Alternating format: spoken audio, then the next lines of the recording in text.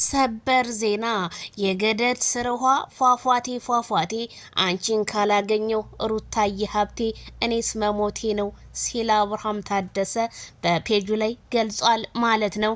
እንግዲህ ለአቶ ይሳቅ ማስጠንቀቂያ የሰጠው ከሩታ እራቅ ይሳቅ፣ እኔ ትላንትና ሰው ስለበዛ ካሜራም ስለነበረ ላናግርህ አልቻልኩም። በሩታና በእኔ መካከል ያለውን ነገር በደንብ ታውቃለህ። ይህም ሆኖ አንተና እኔ ይህንን ያክል የተራራቀን ሰዎች አይደለንም። እንዴት እንደዚህ ልታስብ ቻልክ?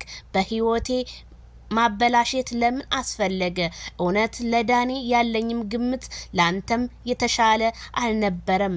ዛሬ ግን ሁሉንም አወኩት ሲል አብርሃም የጓደኝነትን ጥግ አየሁትኝ እያለ በፔጁ ላይ ጽፏል ማለት ነው። ምክንያቱም አየህ አንዳንድ መልካም ሰው ስታገኝ መልካምን ነገር ትመኛለህ፣ መጥፎን ነገር ስታገኝ ደግሞ ሚስትህን ለሰው ያረጓታል ማለት ነው። እንግዲህ አብርሃምና ሩታ የሚሰሩት ቪዲዮ ትምህርት አንዳንድ ነክ ነገሮች አሉት ማለት ነው። ይሄም ማለት ትናንትና ዳንኤል ጓደኛው ከርቶት ዛሬ ደግሞ እንደገና ወዳጅ ሆኖት ሁለተኛ ደግሞ ይሳቅ አሁን መጣ ሩታዬን ነጠቀኝ እያለ ነው አብርሽ ማለት ነው። እንግዲህ ማይክል ጃክሰን ሩታ መቼም ይሁን መቼም ያንተናት እላለሁኝ ማለት ነው። እንግዲህ ዛሬ ይሳቅዬ በሰራው ቪዲዮ አብርሽ በጣም እንግዲህ ተናዷል። ያሳዝናል። አይዞህ አብርሽ እና አንገትክን አትድፋ፣ ቀናበል ወንድሜ፣ አይዞ።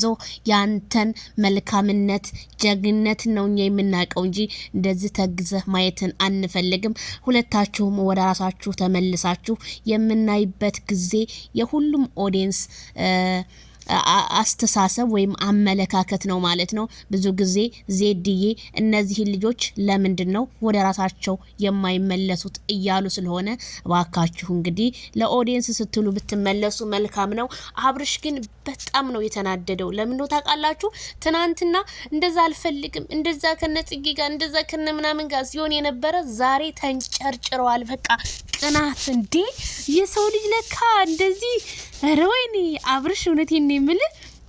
አብርሽ እኮ እንደዚህ የሚቀና ምናምን አይመስልም ነበር። አሁንማ በጣም መቅናት በደንብ ነው ያሳወቀብና አይዞ አስቀድመ እንዳታረጅ። ስለዚህ አሁንም ቢሆን ትታረቃላችሁ ላለሁ። በሌላ ቪዲዮ እንገናኝ። ላይክ ሰብስክራይብ በማድረግ ቤተሰብ ይሁኑ። ባይ